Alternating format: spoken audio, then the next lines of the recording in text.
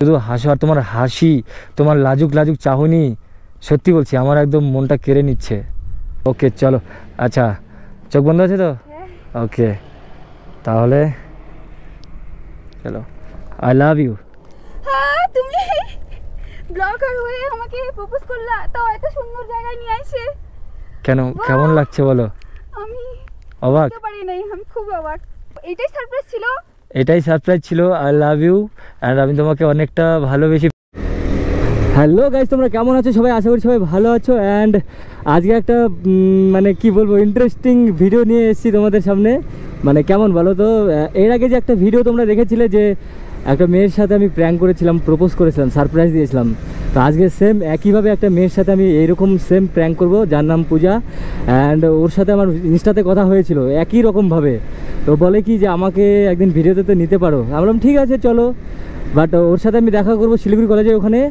এবার ওকেও যে আমি ওভাবেই সারপ্রাইজ দেবো সেটাও জানে না, কিন্তু এবার দেখা যাক ওখানে গিয়ে কি হয় অ্যান্ড ও কী বলে তাই দেখি। এই চলে আসছি সেম একই দোকানে যেখান থেকে আমি সবসময় ফুল নিই। আবার সাথে একটা সুন্দর দেখে একটা গোলাপ দাও, আজকে একজনকে প্রপোজ করবো। হ্যাঁ হ্যাঁ হ্যাঁ হ্যাঁ, সুন্দর করে সাজিয়ে গুজিয়ে দাও গোলাপটাকে, তোমার পছন্দ মতো একটা দাও সুন্দর দেখে। ঠিক আছে,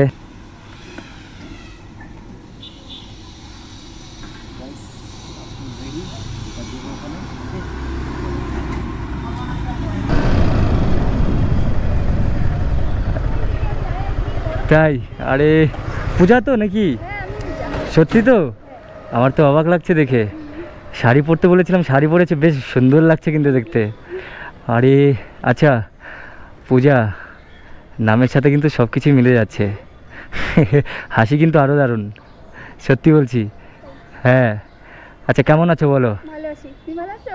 আমি এই তো ভালো আছি। তোমার সাথে ইনস্টাতে কথা হয়েছিল, বাট সামনাসামনি যে দেখা হবে আমি ভাবতে পারছি না, সত্যি বললাম। আর এত কিউট লাগছে তোমাকে দেখতে, আমি সত্যি অবাক হয়ে যাচ্ছি। আমার লাইফে ফার্স্ট টাইম এত সুন্দরী মেয়ের সাথে কথা হচ্ছে, মানে এমন দেখিনি এখনো পর্যন্ত, কারোর সাথে কথা হয়নি। আমার এরকম ফ্রেন্ডই নেই কেউ, জানো, সত্যি বলছি। আমি তো ফ্রেন্ড না। হ্যাঁ, ফ্রেন্ড বা গার্লফ্রেন্ড এখন কিছু বলবো না, এখন তুমি খারাপ পেতে পারো, তাই না? ওকে আচ্ছা, তো কোনো প্ল্যান আছে কি বলো? তো আসলাম তোমার সাথে দেখা করতে, বলো। কোনো প্ল্যান নেই? আচ্ছা চলো কোথাও থেকে ঘুরে আসি, কারণ যেহেতু আমি মোটো ব্লগার সেটা তো জানোই। রাইডিং কেমন লাগে সেটা বলো তুমি। ভালো লাগে, সত্যি সবগুলো ভিডিও ভালো লাগে। আমার ভিডিও ভালো লাগে সত্যি? লাইক করো তো? হ্যাঁ অবশ্যই। আচ্ছা, আর রাইড করতে ভালো লাগে? হ্যাঁ। গাড়ি চালাতে পারো? না, চালাতে পারি না, কিন্তু ভালো লাগে। আমি শিখিয়ে দেবো। হ্যাঁ সত্যি বলছি, শিখিয়ে দেবো। তো চলো কোথাও থেকে ঘুরে আসি, যাবে? হ্যাঁ দূরে কোথাও, দূরে কাছে যেখানেই যাই সেটা তোমার কোনো প্রবলেম নেই তো? এমনি না, আমার কোনো প্রবলেম নেই তো? সারপ্রাইজ আছে কিন্তু একটা। সারপ্রাইজ? হ্যাঁ আমার জন্য? হ্যাঁ সত্যি বলছি। সারপ্রাইজ বলো। এখন যদি বলে দিই তাহলে তো এখানেই শেষ হয়ে গেলো। হয়তো পরবর্তীতে হয়তো আমাদের মধ্যে এমন কিছু হতে পারে যে না থাক, পরেই বলবো না তোমাকে। তুমি যাবে তো সেটা বলো। ঠিক আছে, আচ্ছা কোথায় যাবে বলো? তোমার পছন্দের কোনো জায়গা আছে যেখানে? আচ্ছা আমার যেখানে ভালো লাগে সেখানে নিয়ে যাবো তো? অসুবিধা হবে না তো? ওকে চলো তাহলে, চলো বসো বসো বসো বসো গাইস। তো যা হোক রাজি হলো। এত যে লজ্জা পায়, আমি কি বলবো, লজ্জাবতী মেয়ে একদম। আচ্ছা তুমি এত লজ্জা কেন পাও বলো তো? হ্যাঁ এমনি এমনি কেউ লজ্জা পায়? আমাকে দেখে কি লজ্জা পাচ্ছ তুমি নাকি? আচ্ছা তুমি লাজুক প্রজাপতি। অবশ্য আমার কাছে লাজুক প্রজাপতি খুব ভালো লাগে। সো গাইজ চলে আসছি ওকে নিয়ে। আচ্ছা তুমি কতটা এক্সাইটেড এখানে? কি সুন্দর জায়গা। জায়গাটা পছন্দ হয়েছে তো? আচ্ছা আরে দাঁড়াও, আগে চলো এদিকে চলো। আগে তোমাকে এই হচ্ছে জায়গাটা, তোমাকে নিয়ে এসেছি যেখানে তোমার পছন্দের জায়গা হয়তো হতে পারে। এবার বলো জায়গাটা কেমন লাগছে? জায়গাটা খুব সুন্দর, কি সুন্দর জায়গা। কতটা সুন্দর লাগছে বলো? অনেক অনেক। সত্যি তো? হ্যাঁ, সত্যি। আচ্ছা এটা ছিল সারপ্রাইজ? আরে সারপ্রাইজ, এটা তো জাস্ট একটা ট্রেলার, পিকচার अभी বাকি है। আরো কিছু? হ্যাঁ কি সুন্দর। অ্যাকচুয়ালি বড় সারপ্রাইজ কি হতে পারে? বড় সারপ্রাইজ বাট তোমাকে চোখ বন্ধ করতে হবে তার আগে, ওকে? চোখটা বন্ধ করো আগে, চোখটা বন্ধ, খুলবে না কিন্তু। হ্যাঁ, চোখটা কিন্তু বন্ধ রাখতে হবে, খোলা যাবে না। যখন আমি খুলতে বলবো তখনই খুলতে হবে, ঠিক আছে? ওকে চলো, দাঁড়াও, বন্ধ থাকো আগে। সো গাইস, আমি হেলমেটের নিচে লুকিয়ে রেখেছিলাম, ও দেখেনি। এই হচ্ছে সারপ্রাইজ। তো চোখ বন্ধ আছে তো? ওকে, তুমি এক কাজ করো, এই দিকটাতে ঘোরো একটু, এইভাবে এইভাবে। হ্যাঁ, না দাঁড়াও না, তোমাকে একটু দেখছি, দৃষ্টি আকর্ষণ করছি যে চোখ বন্ধ থাকলে কতটা সুন্দর লাগে দেখতে। জাস্ট ক্রাশ খেয়ে যাচ্ছি। চোখ বন্ধ তো? কিউটনেস, হাওয়া কিউটনেস। ওকে, চোখ কিন্তু বন্ধ থাকবে, ওকে? চলো, আই লাভ ইউ। তুমি ব্লগার হয়ে আমাকে প্রপোজ করলা, তাও এত সুন্দর জায়গায় নিয়ে আইছে।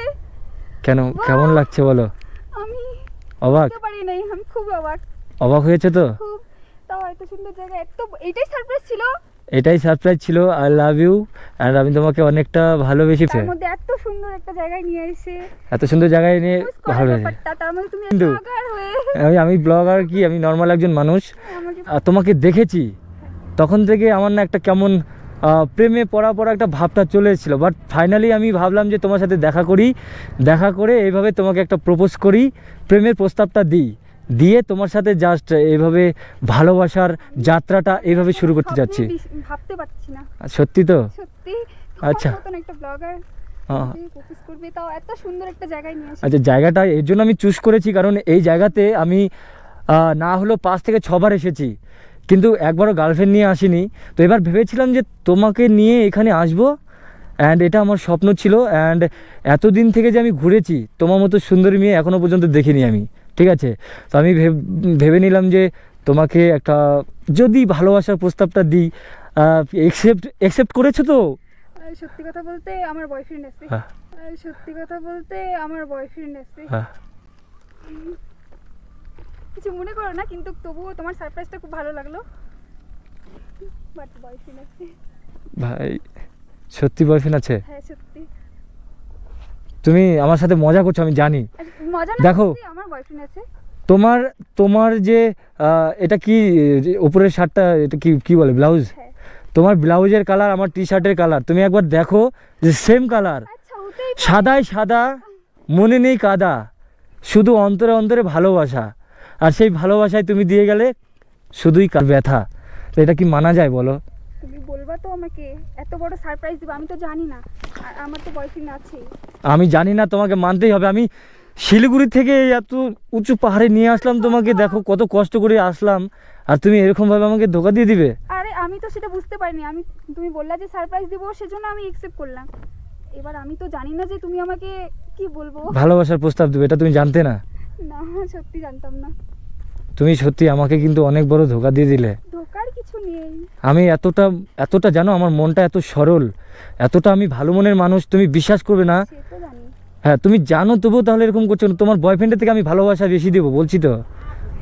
এটা কি করে হয়? কেন হবে না? তোমার বয়ফ্রেন্ডের থেকে কি আমি বেশি ভালোবাসা দিতে পারবো না? সে পারবা, কিন্তু আমার বয়ফ্রেন্ড আছে। তোমার একটু তো ট্রাই করতে পারো। দেখো, অনেকের কিন্তু 7 বছর হোক, 10 বছরের রিলেশন কিন্তু ভেঙে যায়। ভাঙে কিনা সেটা বলো? ভেঙে যায়।